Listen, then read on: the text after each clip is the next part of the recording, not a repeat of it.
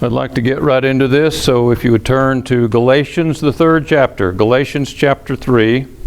I want to review something that was covered recently, maybe 1-2 sermons ago, concerning Abraham and his seed, concerning the Abrahamic covenant and the distinction between the Abrahamic covenant and the Sinaitic covenant.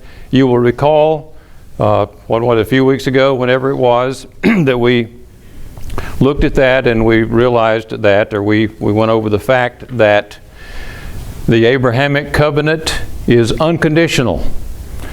The Sinaitic covenant that was made with the children of Israel in the time of Moses was conditional.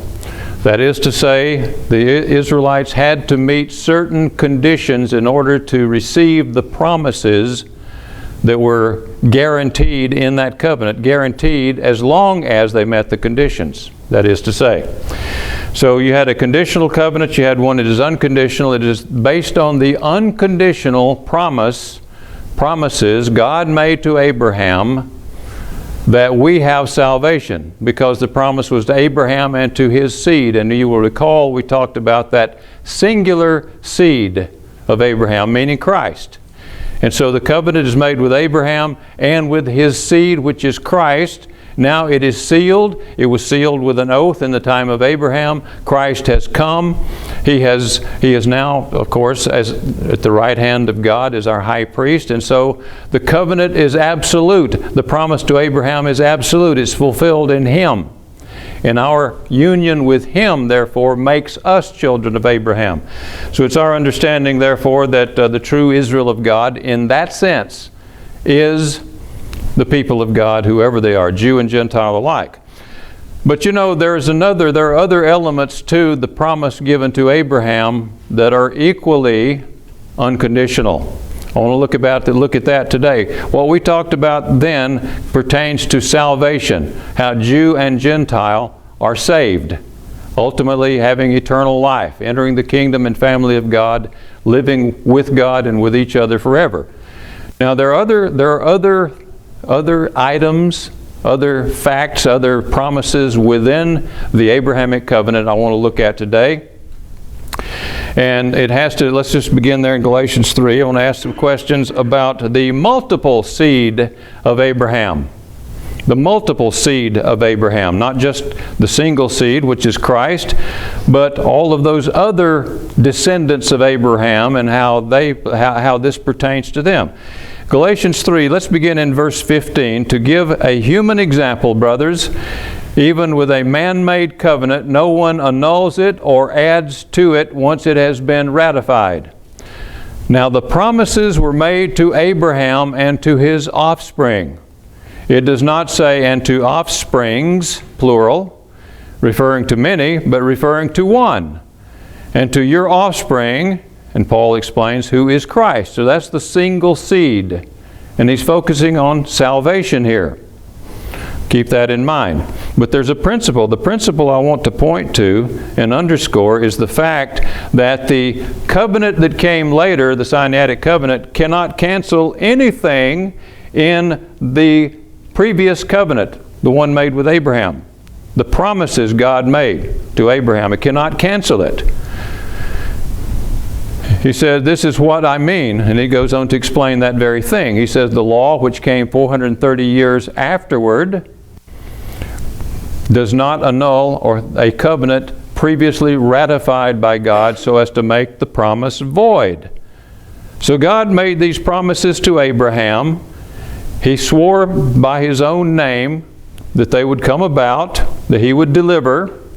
And then this other law, this covenant that came later, 430 years later, was made with Israel, could not change that. Even if Israel is unfaithful, even if Israel blows it big time as they did, then it can't change the previous promise that God made. Okay?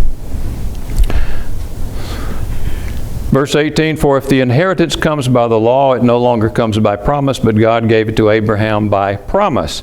So I want to look at the multiple seed of Abraham and see how this principle applies to them by going back, first of all, to Genesis 15. We'll review again some of the scriptures we'd covered previously, but Genesis 15, and you will recall that this is where God made the covenant. He divided the sacrifice, and the torch passed between the divided sacrifices, symbolizing the divine presence.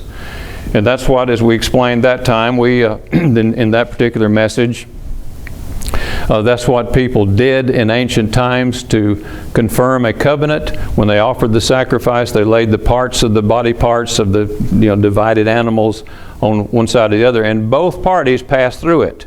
In this case, it was God alone, symbolized by the torch that Abraham saw. The torch, that was the divine presence. It passed between these parts. In other words, ratifying and sealing, confirming forever that His promise is true. And so taking up the account then in verse 17, when the sun had gone down and it was dark, behold, a smoking fire pot and a flaming torch passed between these pieces, again, symbolizing or representing the divine presence. On that day the Lord made a covenant with Abraham, saying, to your offspring I give this land from the river of Egypt to the great river, the river Euphrates. Understand that the promise expands beyond that, ultimately, to the whole earth.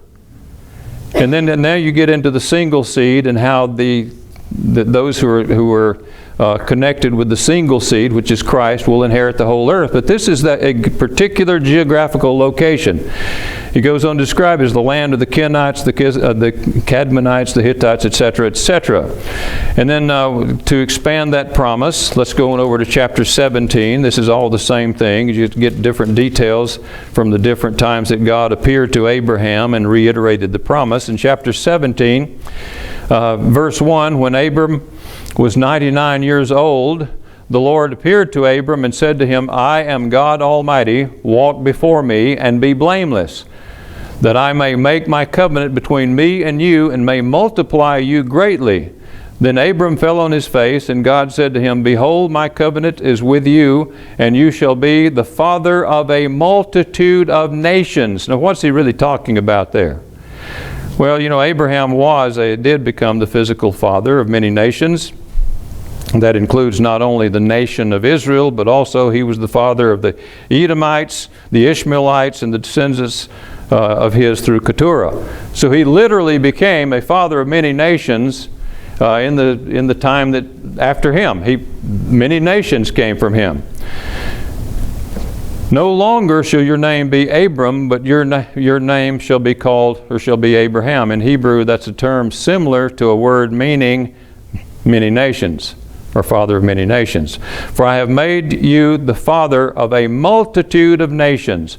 I will make you exceedingly fruitful, and I will make you into nations, and kings shall come from you. And I will establish my covenant between me and you and your offspring after you throughout their generations as an everlasting covenant. Now this is talking about, as we shall see, this is the multiple offspring, to be God to you and to your offspring after you. And I will give to you and to your offspring after you the land of your sojourning, all the land of Canaan. That's a certain location. That's the promised land. For an everlasting possession, I will be their God. That's multiple seed. And that's a part of the promise. Pertains to the multiple seed. I will be their God. They will inherit this land. I am giving it to you, Abraham. I am giving it to them because they are your seed, your offspring, through, ultimately as we shall see it play out, through Isaac and through Jacob, and then the sons of Jacob.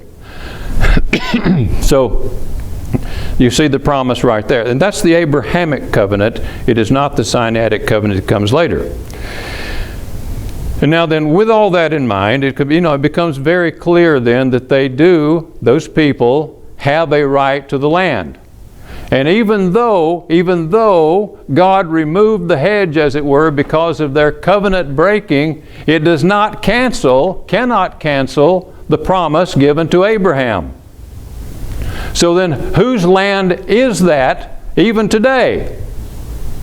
Does it belong to the Palestinians? Does it belong, put it this way, does Israel have a right to exist as a nation? The answer is, yeah, it does. Absolutely does. You know, I could look at it from just a secular point of view and say, of course it does. It has as much right as any other nation, but when I look at it from this point of view, of course they have a right. Those are the descendants of the same people, the 6 million Jews who live in that land today, are the descendants of those same people who came out of the Babylonian exile and resettled the land. Of course that doesn't mean that's all of Israel, because many of them remain scattered. But nevertheless, these were the people who received it then, who went back to the land then, and certainly these are the descendants of the people who did that. So regardless of whether God removes the hedge, whether God punishes the people, whatever happens in that regard, it doesn't mean that now they've lost the land. They may physically lose it when they get driven out, or when the nations come and overtake them and take them out of the land. But that anytime they can get back there, they have a right to do that, as I understand this, because it's given to them as an everlasting possession. So with that in mind, let's go to Matthew chapter 23. And you think, a lot of people think, no, once, and I think this is people confusing these two covenants. Once the Israelites are driven out of the land, then they have no right to it. That's not true at all. And you wonder, well, is there any evidence then that there will be people descended from Abraham, Isaac, and Jacob living in that land in the latter times? Is there any evidence in the Bible? I say there's an abundance of evidence that they will be. Right there in Jerusalem even. I want you to notice Matthew 23. And in this chapter, Jesus offers this scathing rebuke toward the scribes and the Pharisees. And certainly he doesn't have in mind, that's a subject in itself, perhaps we'll address it sometimes. It's not that all the scribes and Pharisees were wicked evildoers. You know, we use the word Pharisee. You call somebody a Pharisee, that's a bad thing. That's not a compliment. But really, there were many Pharisees who were teachers of the law and were doing a good job and were righteous men. There really were many of them. Nicodemus, that came to Jesus by night, he recognized who he was. Apparently Joseph of Arimathea was Pharisaic. He was one of the Pharisees. Remember the account of the ruler of the synagogue, one of the rulers of the synagogue, who sent for Jesus for a healing. He apparently was a Pharisee. So there are a lot of Pharisees who actually were believers. What they were the teachers of the law. Not the aristocratic Sadducees were the ones compromising with the Roman government. They're the ones who were in it for the position. They were the aristocrats. They didn't go along with the Pharisees. The Pharisees, the Parishim, the people preceding them and leading up to the time of Jesus, are those who wanted to preserve the truth of the Torah in the minds of the people, and so they promoted synagogues where people could come together, worship God, hear the reading of the law, hear it expounded, and so they became experts in the law. Of course, some of them began to get sidetracked and they went off in the wrong direction, just as you see today in, for example, the Roman Catholic priesthood, as you see it in many other churches. They began to get other things, the wrong things in their minds, the wrong motives began to drive them, and they move away from the goal. So you had some of this going on at that time. So Jesus is addressing these Pharisees. You know, some people say, well, this is a very anti-Semitic portion of the Scripture. It is not anti-Semitic. Remember, this is a Jew rebuking other Jews. Jesus himself was a Jew. And if he could be identified with any of the parties of Judaism, and he didn't identify with any, but the ones that he would most closely resemble would be the Pharisees, because they believed absolutely in the ongoing binding nature of Torah.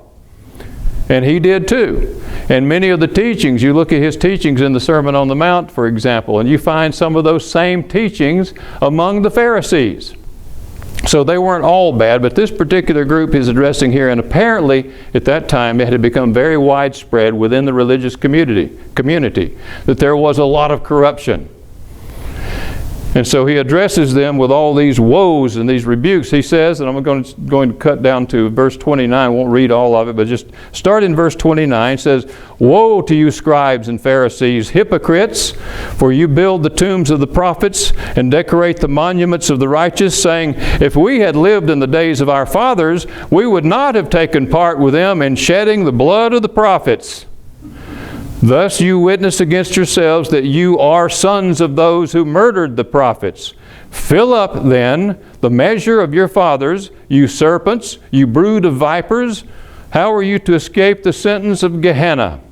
Therefore I send you prophets and wise men and scribes, and some of whom you will kill and crucify, and some you will flog in your synagogues and persecute from town to town, so that on you may come all the righteous blood shed on earth, from the blood of innocent Abel to the blood of Zechariah the son of Berechiah, whom you murdered between the sanctuary and the altar." What does he mean by that?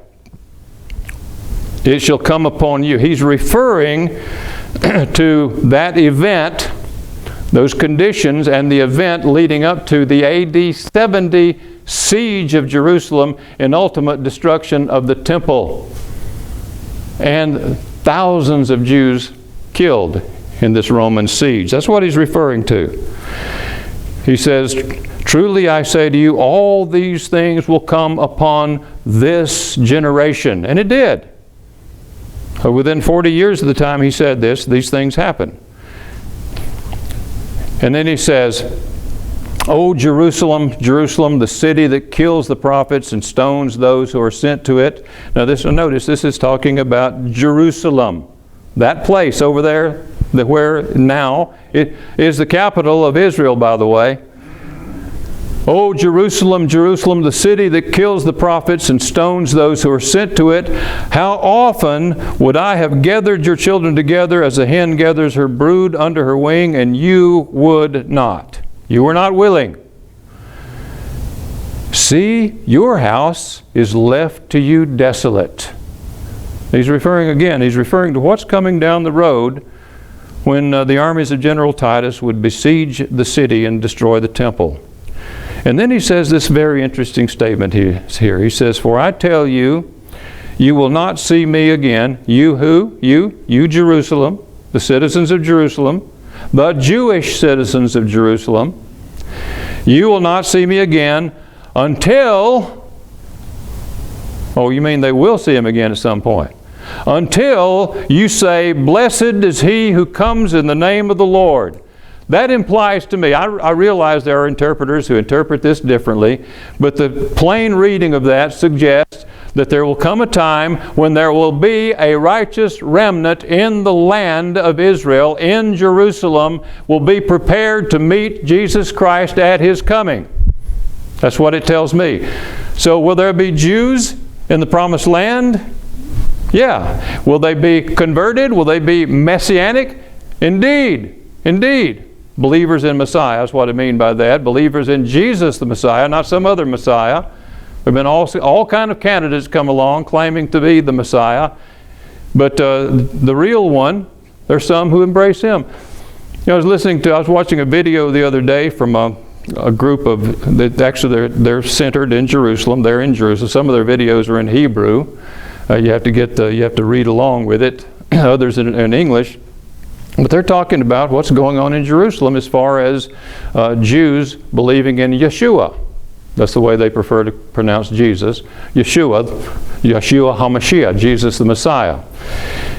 And he made the comment, said there are fewer than 10,000 right now. But that means there's more than 9,000. It means that I'm thinking, wow, nearly 10,000 believers in the Messiah in Jewish Jerusalem. And there are a lot more around the world. And it is a growing movement. It is growing. A lot of these, it's interesting, a lot of them, many of them, some go along with the just typical evangelical stuff, but so many of them, they're not abandoning their Jewish holy days, as people would call them, the holy day, the Sabbath and things like that, but they see all the Christological meaning in them, and they celebrate them as such. So there you have this going on there. And you know, when people talk about looking at things going on in the world, looking for signs of the end, this, that, and the other, will the beast come from here? Will they come from there? Is this the beast? Is that the beast? You know, the false prophet, what about of course, the same as the Antichrist, I suppose. Everybody's trying to play pin the tail on the Antichrist, as Hank Hanegraaff used to say. And, you know, those things don't get me very excited. Those things like that, because that's all speculation, it's guesswork. Always in the past they turned out to be wrong. And, you know, that's why I don't venture to guess when I see something like that. Say, could this be it? But when I see something like that, when I see that there is a remnant inside that land today, it wasn't all that long ago when the thought of having that many Jewish Christians living in Jerusalem was, you think, no, that'll never be.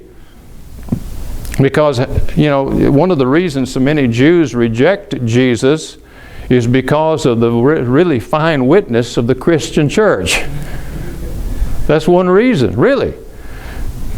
We'll talk about that in a few moments.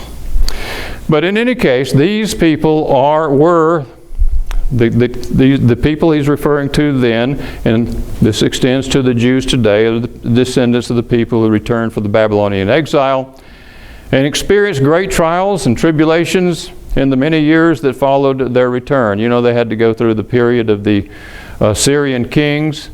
One particularly bad dude was Antiochus IV Epiphanes, who desecrated the temple, offered swine's flesh on the altar there, and so on. He did all kinds of terrible things. He was devoted to the cause of making Jerusalem into a Jewish cemetery.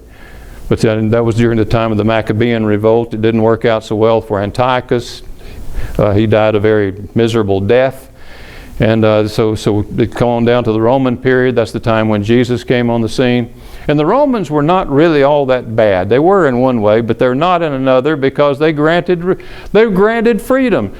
They said, hey, look, you can have your religion, you can have your holy place. It's weird to us. This idea of an invisible God is really weird. You don't have any idols, but go ahead and do it.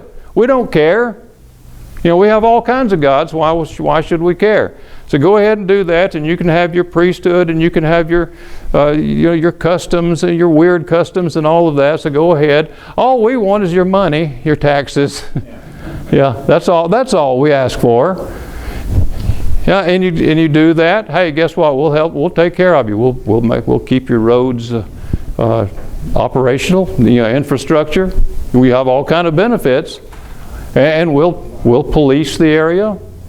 The bad people that come along, the thieves and murderers, we'll help you out there. And so the Romans were not all that bad, but it was certainly not an ideal situation, because they still were not free, and they still had to pay taxes to the Romans. But in any case, they lived through all of that, and then in AD 70, the event there, the terrible, horrific event that took place, and that was not the end of it, though. That was not the end of it. People think, well, the Jews all left. No, they didn't. No, there was a Jewish presence in that land all along, always has been.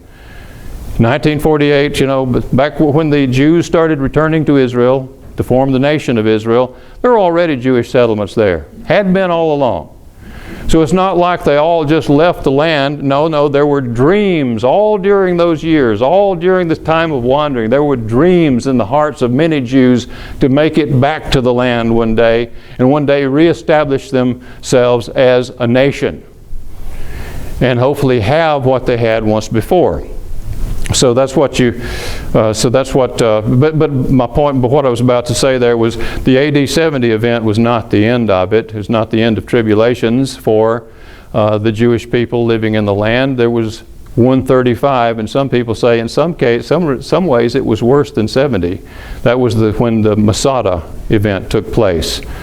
again, the Romans and the Jews, the conflict between the two, spearheaded by the Zealots, of course. But in any case, that was a very bad event. But you know, the Nazarenes that left in AD 70, that's the Jewish Christians, they left before before Titus's armies besieged the city and all the terrible things happened, but they eventually came back. They came back. They were there in 135 or about that time. But what happened was the people, and they fought along with the others fighting the Romans. But then when these others, the unbelieving Jews, declared this one particular leader as the Messiah, the Nazarenes said, nope, nope, nope, none of that. And they withdrew. They wouldn't fight anymore. And of course there was a big falling out between the unbelieving Jews and the believing Jews at that point.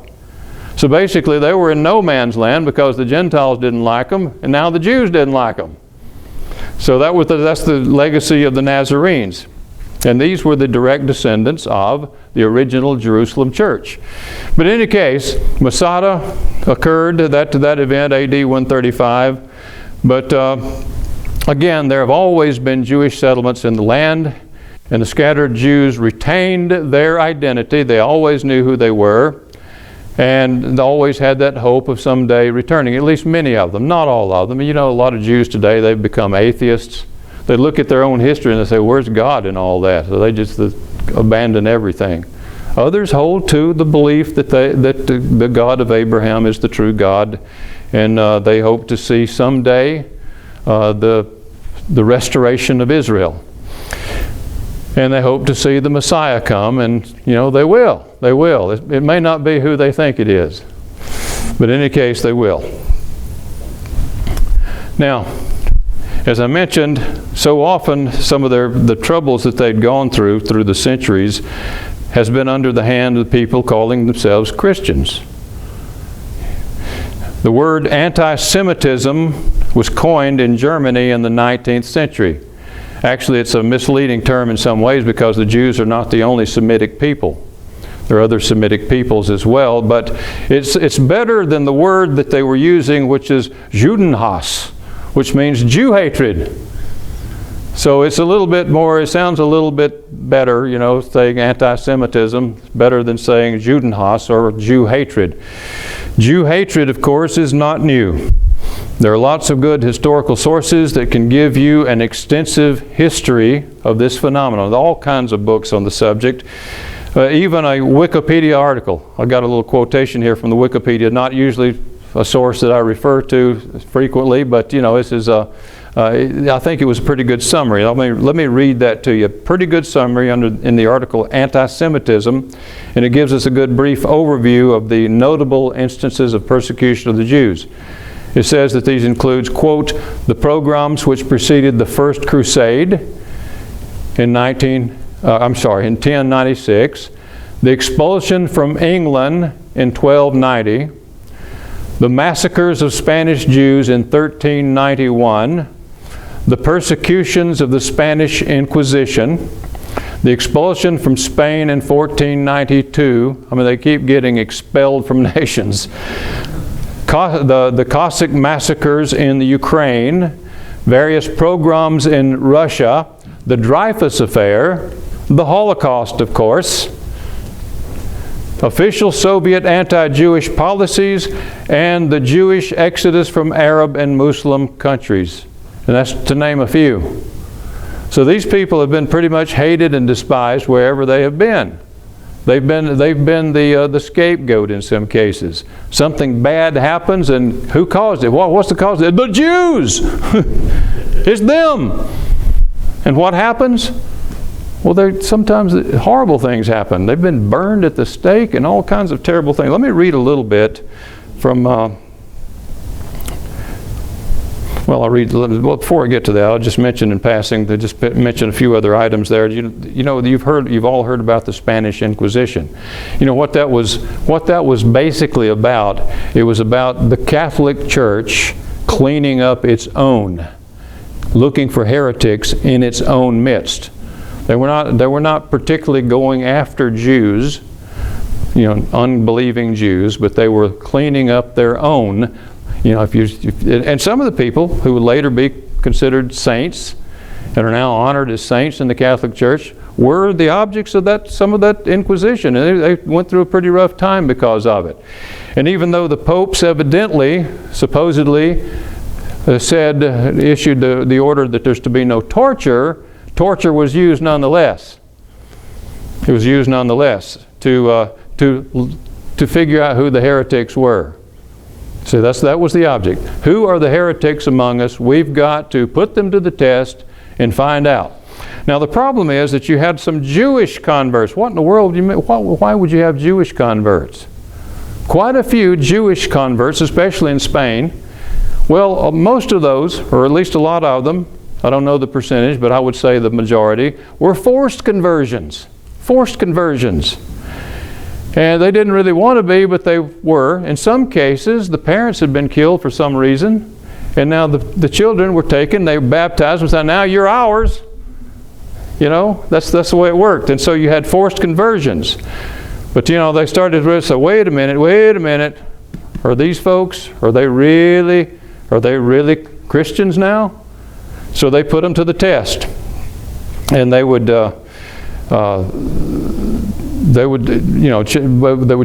check them by for example, seeing if they would eat pork. Put them some pork out there. Tell them they had to eat the pork, and if they didn't, you know what that means? You're still a practicing Jew. You're not a good Catholic. And so you got to work on Saturday. If they didn't do it, bad news. And if they were caught hanging around with unconverted Jews or unchristianized Jews, then that was bad news as well. And if they were keeping Jewish holidays, if they were keeping Jewish customs or any sign you could find in their houses that that's what they'd been doing, it won't fly. It won't fly. So that, and then in some cases they were given a chance to recant, or they were given a chance to recant, to repent, and you know, everything could be restored, but sort of, not really. Let me read a little bit. I want to read from this book. It's a recommended source. It's by, you may be familiar with an evangelical, a Jewish Christian named Michael L. Brown. This is Our Hands Are Stained with Blood. And it goes through, it's a summary of the many things that have happened, especially under the hands of Christians, also the Nazis and many others, to the Jewish people down through the centuries. It's a very good, and it's, you know, troubling in some ways, but it's a good book. But anyway, I'd like to read a little bit from what Michael Brown says from page 78. He says, Spain's sins against the Jewish people are great. Although there were church inquisitions throughout Western and Central Europe from the 12th to the 19th centuries, the inquisitions in Spain took on unusually brutal proportions. It is estimated that 30,000 Moronas were burned at the stake in Spanish inquisitions from the 15th century until 1808. In addition to this, in 1492, all non-baptized Jews were expelled from the country. So you see that mercy was given to them. Non-baptized Jews, just get out, we won't bother you, just leave. You know. Stripped of their possessions and without any means to defend themselves, the sentence of mass expulsion against these poor souls was virtually a sentence of mass death. Those who converted did not fare much better. They were treated as second-class citizens by other Catholics, and just one wrong move could consign them to the fire. Baptized Jews who wavered but then wanted to be reconciled to the church were subjected to an act of penance called vergüenza. I don't know how to pronounce that. It means shame. They were, and quoting from source Raphael Sabatini in his book on the Spanish Inquisition, he says, they were paraded through the streets, men and women alike, bareheaded, barefooted, and naked to the waist.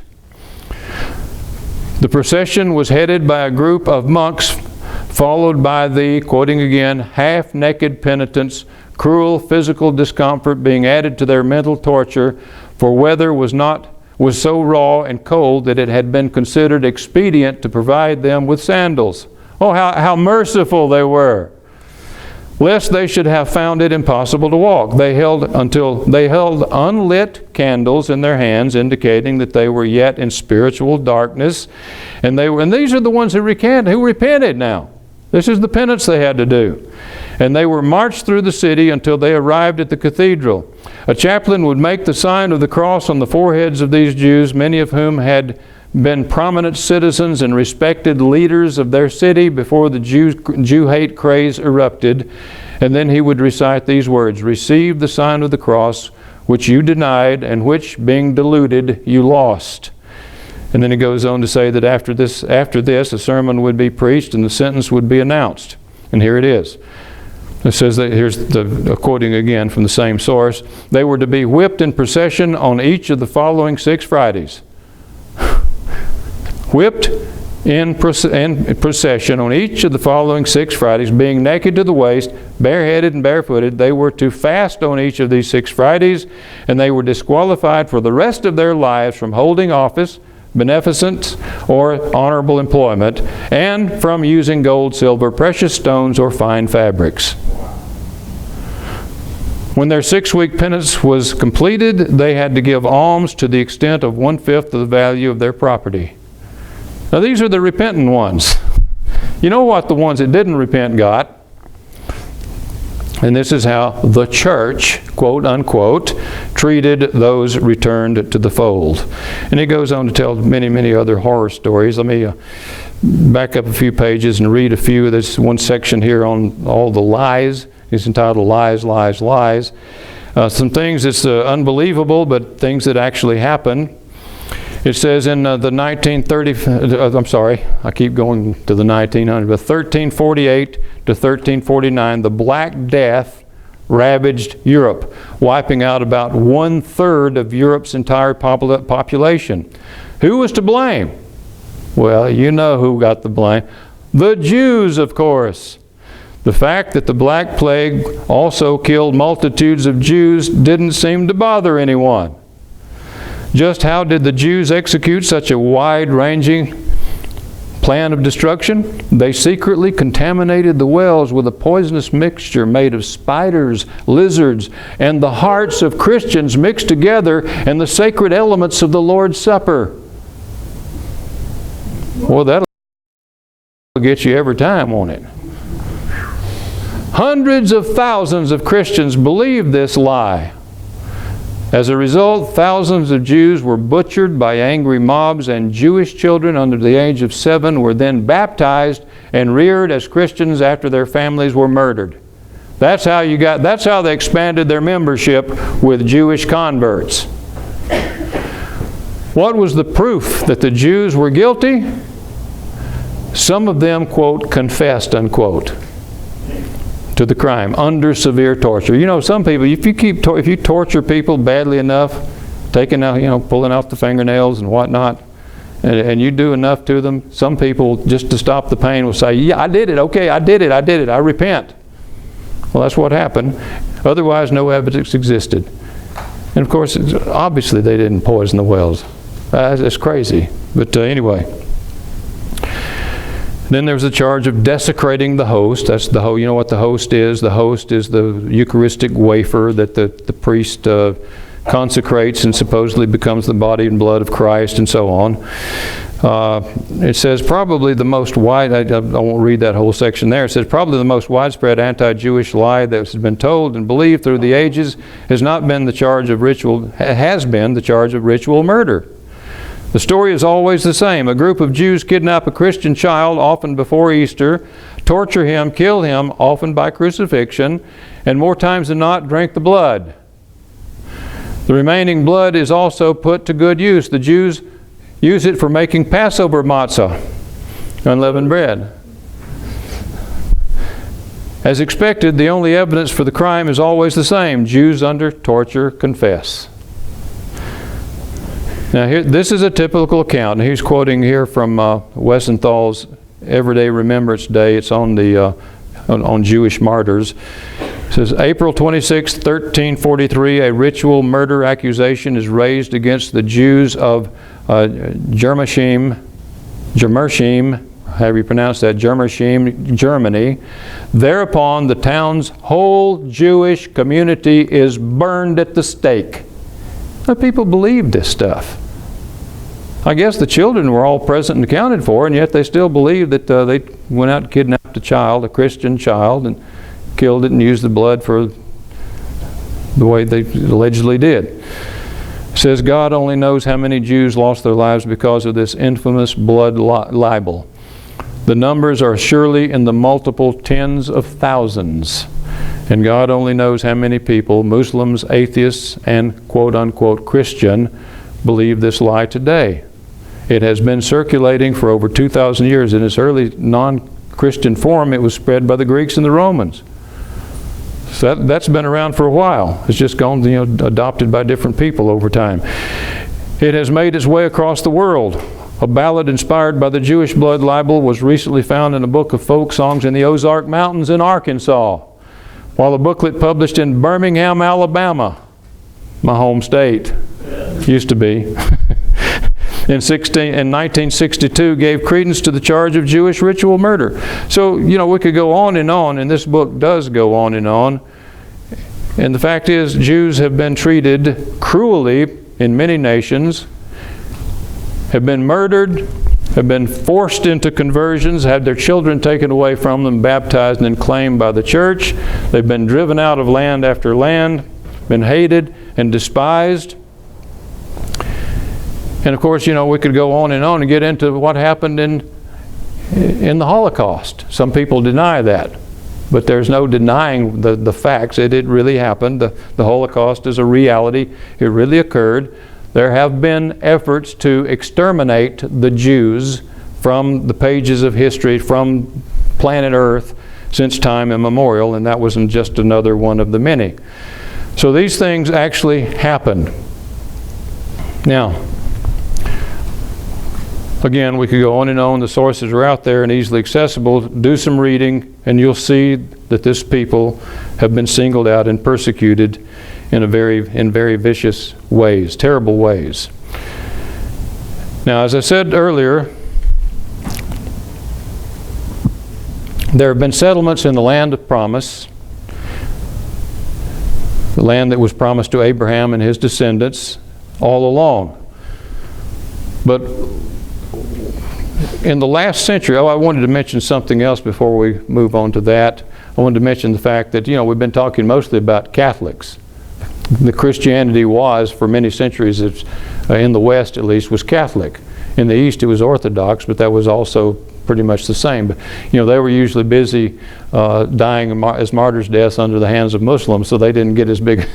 they did, and under communism, so they weren't as active in that regard as the Western Church was.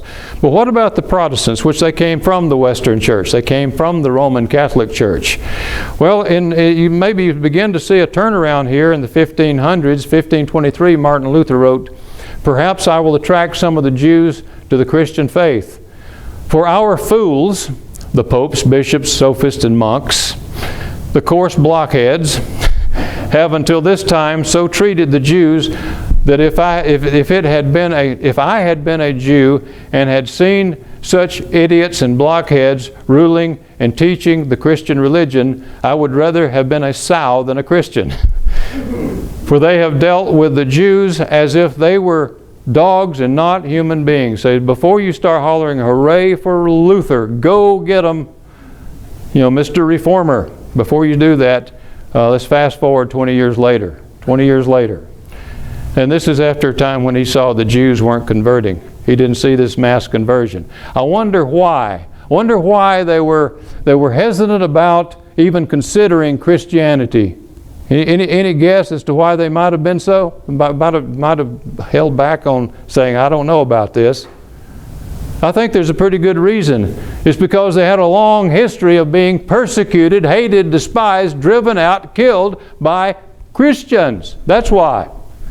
So Luther didn't have any success. He didn't see this mass the conversion of Jews. And so when the question was put to him, what shall we Christians do with this damned, rejected race of Jews? Here was his answer. First, their synagogues should be set on fire. Secondly, their homes should likewise be broken down and destroyed. Thirdly, they should be deprived of their prayer books and Talmuds. Fourthly, their rabbis must be forbidden under threat of death to teach anymore. Fifthly, passport and traveling privileges should be absolutely forbidden to the Jews. Sixthly, they ought to be stopped from usury.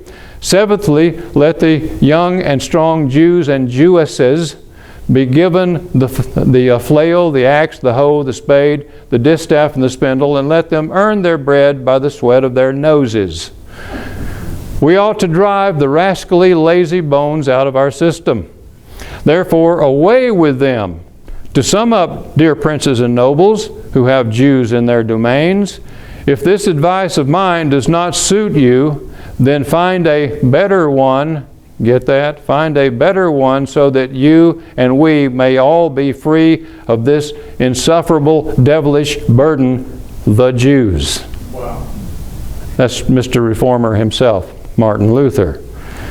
So, the implication there, find a better one. What do you think that possibly meant? How was it taken by, he was the German Reformer, later Germans who held him up as somewhat of a hero. And that's not to say anything bad about Germans. Germans are people just like anybody else. But you know what happened in Germany? And certain influences were in place there. This may have been part of it. But again, we could go on, and the sources that are out there are easily accessible. You find them on the internet. You find there's many, many books you can read on the subject. This one, as I said, I recommend it. It's quite good. Do some reading and you'll see that these people have been subjected to persecution perhaps like no other. They've been especially hated. Forced conversions, expulsions, all the things we talked about. Now again, as I said earlier, there have been Jewish settlements in the land of promise to Abraham and his descendants all along. The land that was promised to Abraham and his descendants have always had Jewish settlements. But what about the last century? The nation of Israel was reborn, wasn't it? This is just fairly recent history. The nation of Israel was reborn. Some 6 million Jews there today. And it's growing. It's increasing. And I want to comment on this before I go any further, and that's the Khazarian theory. The Khazarian theory, it's out there. If you get on the internet, you'll find it. And that is the false idea that the Ashkenazi Jews, those would be the Western European Jews, the German Jews primarily, the Ashkenazi Jews, the Sephardic Jews is a different group. They're down in Spain. They were the ones expelled from there many times. And but anyway, the Spanish Jews and the German Jews primarily. But the Ashkenazi, according to the Khazar theory, they're not really Jews. They're not really descendants of those people who came back from the Babylonian exile, but they are descendants of the Khazars, the Turkic Khazars, or Khazarian kingdom, back in some previous century. Forgot the exact date they pin it to, but centuries ago. And so the Ashkenazi Jews are not Jews at all. The Jews that died in the Holocaust, not real Jews. Now you will find I was first introduced to that theory, that idea, back when someone gave me some literature. It was actually, as it turns out, as reading through it, I realized what it was. It was a white racist group saying that they're not the real Jews. And you will also find the same thing from the so-called black Hebrew Israelites, who are neither Hebrews nor Israelites, claiming that the Jews, the Ashkenazi Jews, are Khazars and not Jews at all. That's false. It's false. I want you to think about this. Just use a little reason, first of all. Given what we've looked at, and just a brief history of the Jews and how they've been treated by virtually every nation under the sun, so many different nations in any case, and the cruelty that's been dished out to them. Did somebody in Turkey say, hey, I got a great idea. Let's become Jews. Everybody will like us. That doesn't make sense, does it? Just on the face of it, doesn't make sense. No, I don't think that happened. In fact, there are very good articles, research has been done to address that issue because it keeps coming up. And on linguistic grounds, historical grounds, it does not hold water. It does not hold water. There is no linkage between the ancient Khazarian Empire and the Ashkenazi Jews. There may have been some Jews there. Of course, they've been all over the world. But the idea that the Khazarian Empire had a mass conversion to Judaism, didn't happen. You could find it in history if it did. It didn't. It didn't.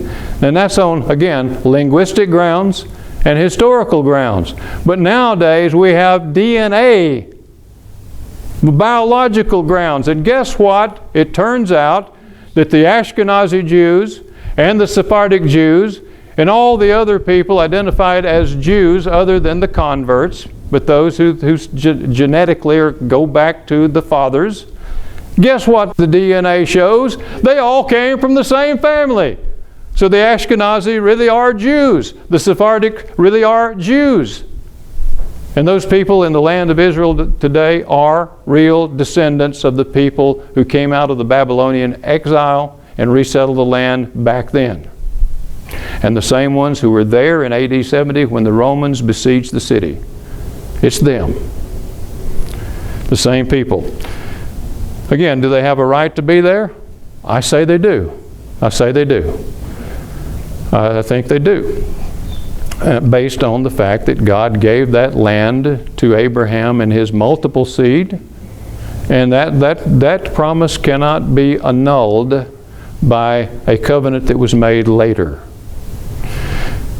So let's a couple of scriptures before we close in Matthew 23 again. Matthew 23. Again, I'm just going to read verse 39. For I tell you, you will not see me again until you say, blessed is he who comes in the name of the Lord. You know, seeing the growth of the Messianic movement in Jerusalem today, like I say, you understand why those things I get more excited about than what what pronouncement the Pope made or some German leader might have done. Because it's actually a growing movement. And in other words, it seems that the people are being prepared who will say, blessed is he who comes in the name of the Lord. Who will be prepared to meet the Messiah when he returns. With that in mind, let's go to Romans 11. Romans 11.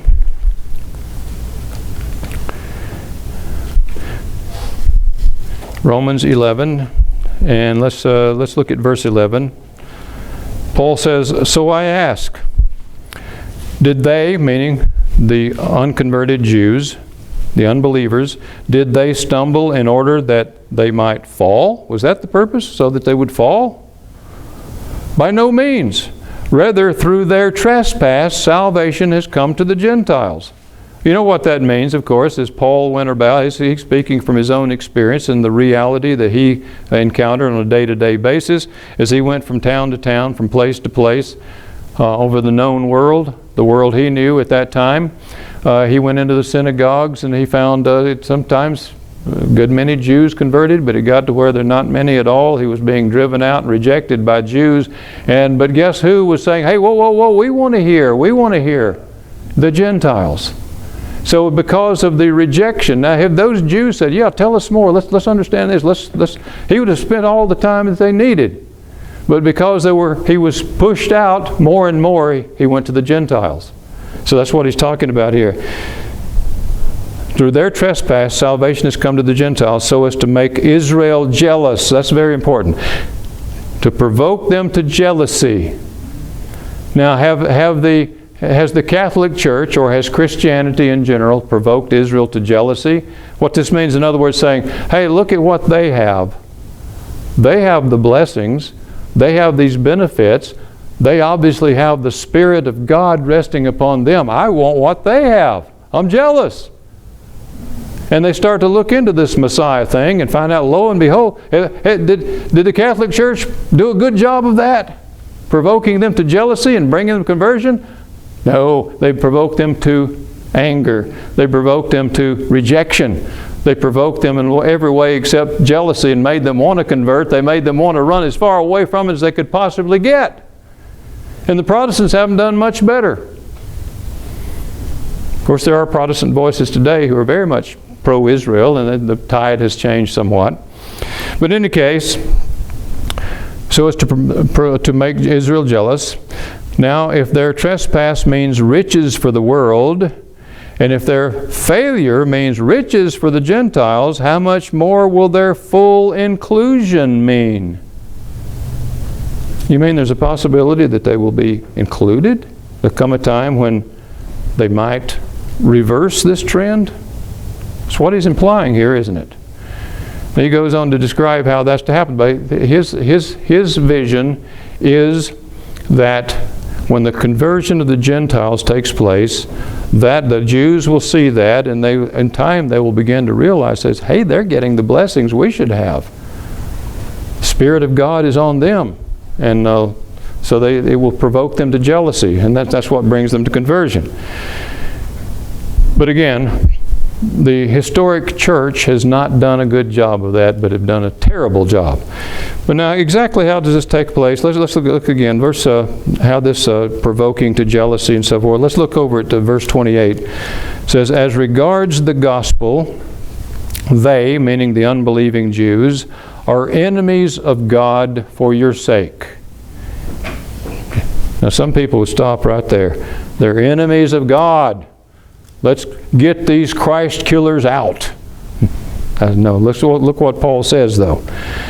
They're enemies of God for your sake. But as regards election, they are beloved. They are beloved for the sake of their forefathers. Has the Abrahamic covenant in mind here. God has not forgotten His promise. Will not forget His promise. For the gifts and the calling of God are irrevocable. You can't undo it. It's as clear as that, as simple as that. Just as you were at one time disobedient to God, but now have received mercy because of their disobedience, he's talking to Gentiles, there meaning the Jews, so they too have now been disobedient in order that by the mercy shown to you, they also may now receive mercy. Again, historic Christianity has done a horrible job of bringing that about. And then back in earlier in chapter 11, verse 25, he speaks of actually he looks beyond this present, his goal to provoke them to jealousy. He looks beyond that to the end. And this is what he says in verse 25, "Lest you be wise in your own conceits, I want you to understand this mystery, brothers. A partial hardening has come upon Israel until the fullness of the Gentiles has come in." Until the fullness of the Gentiles has come in. The full number, the fullness, when that's completed, the work to the Gentiles is completed. And in this way all Israel will be saved. As it is written, the deliverer will come from Zion. He will banish ungodliness from Jacob, and this will be my covenant with them when I take away their sins. So the fullness of the Gentiles, it comes to completion, and then you have this conversion of Jews in a much greater way. Now, I like to think that what we're seeing today in Jerusalem, the fact that it's a nation now, and the fact that we see a growing messianic body there, I like to think that that is a very important prophetically. In fact, I think it may well be linked to something we usually read every year at the feast, and that's back in Zechariah 14. Let's go back there in closing. Zechariah, let's start in the 13th chapter. Zechariah 13. Verse 7, awake, O sword, against my shepherd, against the man who stands next to me, declares the Lord of hosts. Strike the shepherd, and the sheep will be scattered. I will turn my hand against the little ones. In the whole land, declares the Lord, 2/3 shall be cut off and perish. That sounds like there's bad news coming for Israel. And he's talking about the land there. And 1/3 shall be left alive. In other words, a remnant. A remnant will be preserved. And I will put this third into the fire and refine them as one refines silver and test them as gold is tested. They will call upon my name and I will answer them. I will say, they are my people. And they will say, the Lord is my God. Who's he talking about? Not Gentiles here. Talking about those people in that land at this time that he's referring to. And then he goes on, behold, the day is coming, chapter 14. For the Lord, when the spoil taken from you will be divided into your midst, for I will gather all the nations against Jerusalem to battle. I can't imagine that happening, can you? I thought all the nations around Jerusalem just loved Jerusalem. They love the Jews, don't they? I don't think so. And the city shall be taken, and the houses plundered, and the women raped. Half the city shall go into exile, and the rest of the people shall not be cut off from the city. Then the Lord will go out and fight against those nations, as when he fights on a day of battle. On that day his feet will stand on the Mount of Olives that lies before Jerusalem on the east, and the Mount of Olives shall be split in two from east to west by a very wide valley, so that one half of the mount shall move northward, and the other half southward. And you, speaking to the remnant, you shall flee to the valley of my mountains. For the valley of the mountains shall reach to Azel, and you shall flee as you fled from the earthquake in the days of Uzziah the king of Judah. And the Lord my God will come, and all the holy ones with him, to do battle. That's what he's talking about here. He preserves the remnant, and he does battle with the nations who have come against Jerusalem. On that day there shall be no light, cold, or frost, and there shall be a unique day which is known to the Lord, neither day nor night, but at evening time there shall be light. On that day living waters shall flow from Jerusalem, half of them to the eastern sea and half of them to the western sea. It shall continue in summer as in winter, and the Lord will be king over all the earth. On that day the Lord will be one and his name one. So this is God's victory at that time. And then, of course, it goes on to tell us that everyone who survives of the nations that came up against Jerusalem will be, as it says, shall go up to do what? Observe one of those Jewish feasts? Are you kidding me? Isn't that the thing we want to get rid of? Shall come up to observe the Feast of Tabernacles, the Feast of Booths, as this translation says, to keep the Feast of Booths. And if any family of the earth do not go up to Jerusalem to worship the King, the Lord of hosts, there will be no rain on them. And if the family of Egypt does not go up and present themselves, then on them there will be no rain, and so on. They're going to come and keep the Feast of Booths. Now, how is that for a victory? When you defeat the nations that come against your city, your people, you preserve the remnant, you defeat the nations, and obviously people who don't have a lot of love for the Jews. And then you tell them, you have to come up now and keep this feast that's kept in Jerusalem. Yeah. It may not fly too well at first, but they will get the point that they need to go up and keep the feast. But in any case, there you have it. I do believe that these scriptures, Romans 11, Matthew 23, Zechariah 13 and 14, do indicate that you're going to have a very Jewish Jerusalem in the end time. The people will be back in the land. There will be a nation of Israel. It's not all Israel. Most are scattered around the world. We understand that. But there will be a nation of Israel, and there is a remnant in the land, a remnant of believers in the time of the end. Something people may not have thought possible not all that long ago, but now we are seeing it is not only possible, it's happening. It's happening. So perhaps you can see why I get more excited about that sort of thing than I do about speculations about what this nation might do to that nation, the other nation, the Pope, and all that in the mix and in the middle when it comes to looking at things prophetically. So Israel exists. just as the Bible indicates that it would, the nation of Israel, I mean. Jerusalem is the capital of Israel, and there is a remnant in the land this day. Someday the Lord Jesus Christ will return, and they'll be prepared to meet Him and join you and me and all other believers in the great assembly, the true church of God, the true Israel of God, when we rise to meet the returning Christ in the air.